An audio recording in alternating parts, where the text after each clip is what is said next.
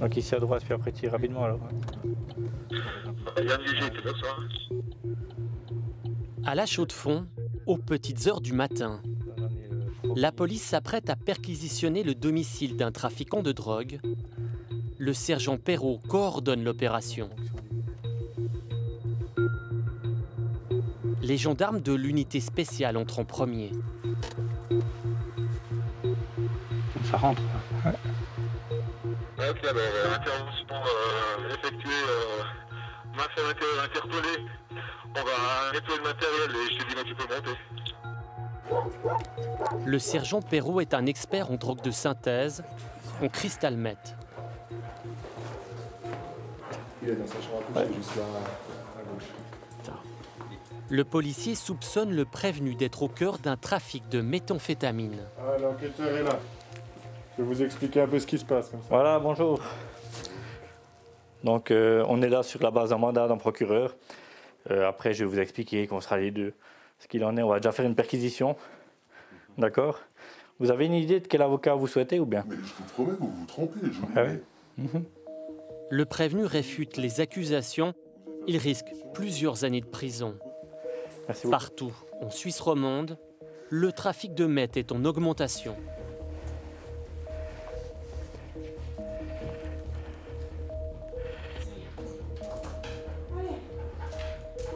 La perquisition dure toute la matinée. La police cherche des stupéfiants et des indices. Agenda, livre de compte, carte de téléphone. Trouver des stupéfiants, honnêtement, c'est toujours la cerise sur le gâteau s'il y en a. Il y a encore plein d'autres aspects qui sont importants. Là, ce qui est important, c'est aussi tout ce qui est numérique, donc les ordinateurs, la téléphonie et autres. Le fait d'arriver avec effet de surprise, la personne ne pourra pas effacer ses conversations et autres. Ces éléments complètent un dossier déjà bien lourd. La police dispose de nombreux témoignages et documents à charge. Là, on est essentiellement sur le crystal meth. Toutefois, il est aussi connu pour cocaïne, MDMA, ecstasy, speed, un peu tous les stimulants drogue de synthèse. Ça peut arriver lors des perquisitions qu'on tombe aussi sur les armes de poing. Donc là, on ne voulait prendre aucun risque, raison pour laquelle on a sollicité le groupe d'intervention. La méthamphétamine, aussi appelée crystal meth, ressemble à cela. Une drogue de synthèse qui se fume et qui coûte cher, près de 300 francs le gramme. La meth est extrêmement addictive. Elle fait des ravages aux États-Unis et occupe de plus en plus les forces de l'ordre en Europe. Au poste de police de Neuchâtel, le sergent Perrault effectue les auditions. 10 ans qu'il enquête sur ce trafic particulier. Pas de réseau mafieux, pas de vente de rue. Les dealers sont tous consommateurs. Alors la chose particulière par rapport à la cocaïne ou l'héroïne, c'est que le dealer consommateur qui va acheter à son dealer, déjà généralement il va l'acheter cash. Donc il va prendre son argent, il va acheter ses 5 grammes d'héroïne ou sa boulette de cocaïne et la transaction va bien se passer. Dans le milieu du cristal, souvent le dealer qui veut vendre des grandes quantités n'a pas forcément son fonds au début, donc il va se faire remettre de la marchandise à crédit. À savoir qu'au niveau suisse, tout le monde est quasi dealer consommateur. Sauf que des fois, il peut se faire braquer entre deux, et après il n'arrive plus à rembourser le fournisseur, et après les fournisseurs du dessus mettent la pression. Et là, il peut avoir dans certains cas des violences assez extrêmes. C'est déjà arrivé que des gens se fassent séquestrer dans un coffre de voiture, c'est déjà arrivé qu'il y ait des coups de feu dans des appartements, ou alors il est aussi arrivé que des gens se fassent tabasser, presque laissés pour morts, ou même des coups de machette au niveau du dos. Donc là, ce qu'on voit, c'est encore la cicatrice du coup de machette, justement, précisant que la photo a été prise une année après les faits. Donc en fait, il y a une violence, mais ils ne déposent pas plainte. Non, ils ne déposent pas plainte, ils ont bien trop peur des représailles. Quand on essaye d'en parler, généralement ils nous disent oui, c'est vrai, toutefois c'est exclu, jamais j'en parlerai en audition et jamais je ne déposerai plainte.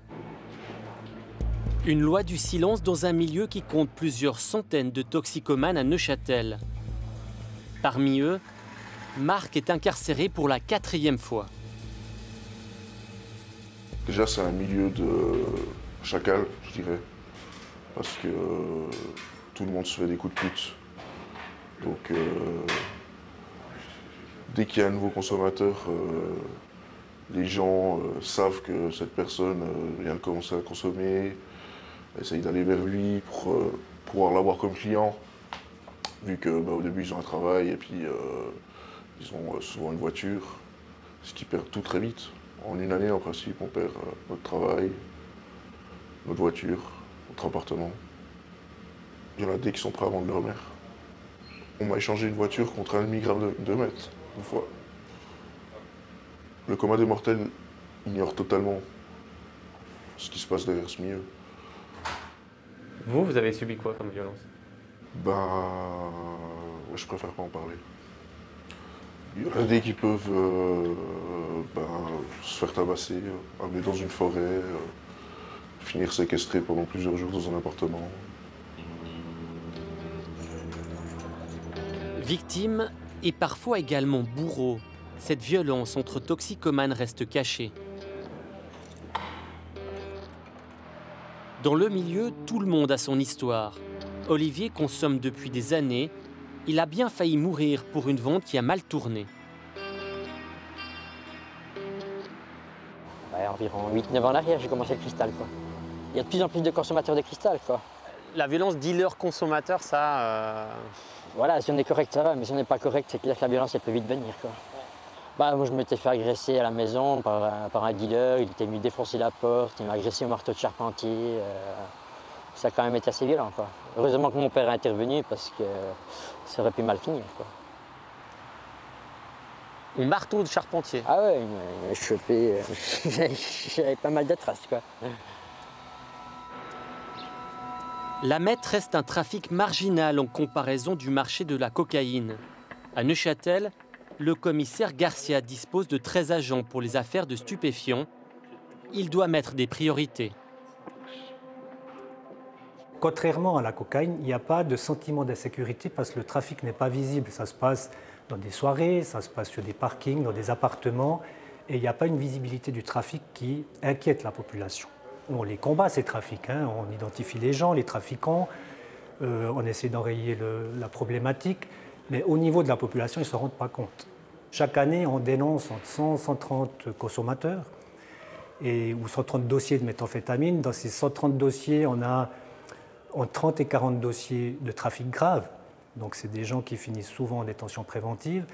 Donc, on ne relâche pas la pression, mais ça reste malgré tout pas une priorité pour Neuchâtel, puisqu'on a quand même des phénomènes comme la cocaïne, l'héroïne, même le cannabis qui prennent beaucoup d'ampleur.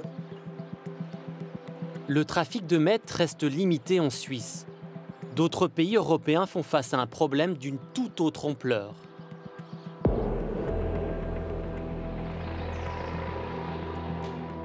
Ces images sont filmées par la police néerlandaise, une opération contre un groupe criminel.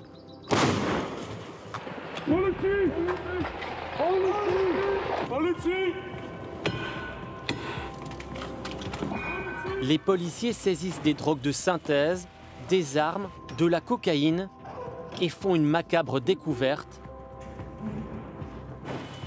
Ces chambres de torture insonorisées.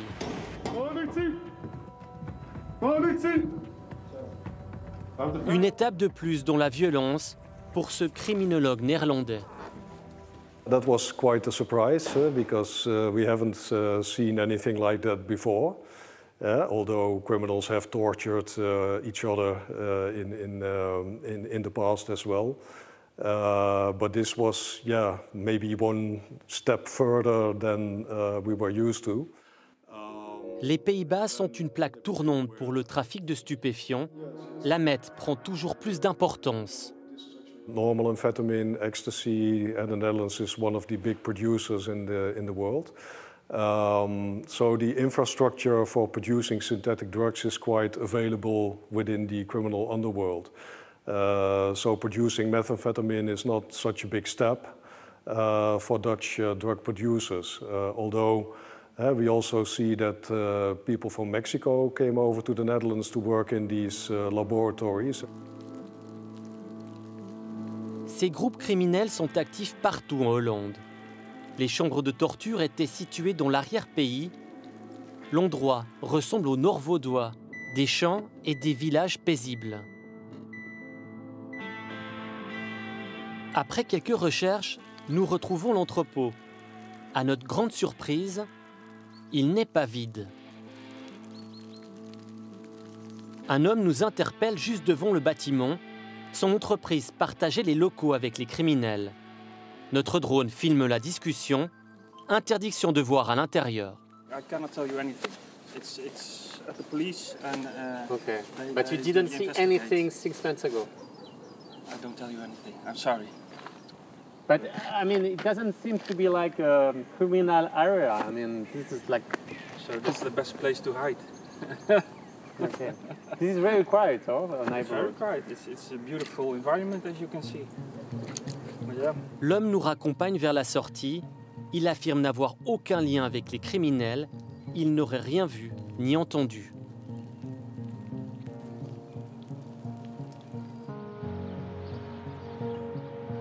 La Suisse ne connaît pas ce degré de violence. Aucune chambre de torture, aucune fusillade entre criminels à notre connaissance.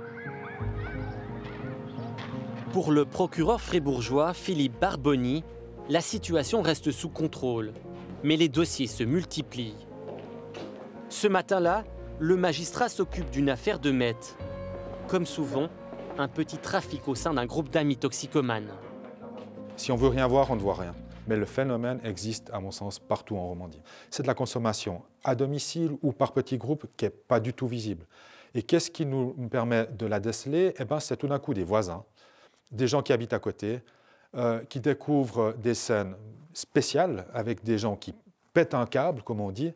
Et puis, c'est des phénomènes de schizophrénie, de comportements complètement irrationnels qui alertent les gens et qui font appel à la police. Et c'est comme ça qu'on arrive à déceler toute une série de consommateurs. Neuchâtel et Fribourg ont mis des moyens pour lutter contre la meth. D'autres cantons sont plus laxistes. Je crois que c'est un phénomène qui est très parlant et justement d'attendre que le phénomène ressurgisse à un moment donné, il aura pris une ampleur démesurée qu'on n'arrivera pas à traiter, soit sous un plan judiciaire, soit sur un plan médical, parce que des traitements sont lourds, conséquents et demandent beaucoup de temps, beaucoup d'énergie. Et on n'a pas 15 000 établissements dans le canton de Fribourg ou dans la Romandie capables de prendre en charge ces gens-là. C'est un nombre relativement restreint, avec des places aussi restreintes. Donc on n'arriverait pas, si on attend, à traiter correctement le phénomène. Les cures de désintoxication, ce sont au minimum 6 semaines en institution et des années de suivi. Olivier a essayé à plusieurs reprises. Il a toujours replongé. J'ai déjà fait une cure il y a 3 ans en arrière. Je ne m'en suis pas sorti. J'ai consommé 2 fois pendant ma cure et après, ben voilà, j'ai recommencé après en sortant de ma cure. C'est extrêmement addictif ou pas? Ah, c'est extrêmement addictif. C'est une des drogues les plus addictives au monde, dirais-je. Le cristal, c'est obsessionnel. À un moment donné, quand on consomme beaucoup, on arrive même presque plus à se lever tellement que si on sait qu'on n'a pas du cristal, on n'arrive même pas à se lever, quoi. L'envie de vivre, elle disparaît, quoi. La seule envie qu'on a, c'est de consommer du cristal, quoi. Olivier n'a rien pris depuis 3 mois. Le chemin est encore long pour quitter définitivement le milieu de la meth.